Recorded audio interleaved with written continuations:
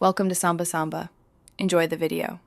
You begin by opening Run configurations and selecting the suspect entry. You need this so Eclipse knows what to launch. Once selected, inspect project and main class fields to confirm they point to the intended code. Make changes now rather than guessing later. If the main class is missing, use Browse to pick the correct class.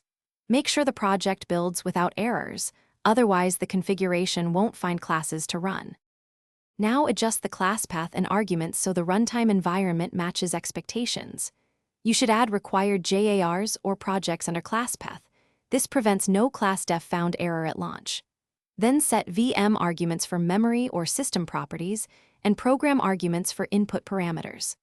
Once done, confirm the working directory and any environment variables.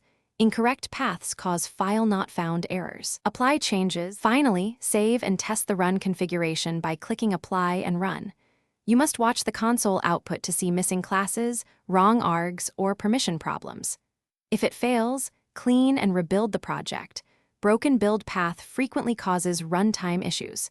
Make a new configuration by copying a working one if corruption seems likely. One troubleshooting tip. If Eclipse still misbehaves, restart the IDE and check for multiple JREs. Mismatched JREs cause subtle runtime differences. Thanks for watching. Consider subscribing if we helped you.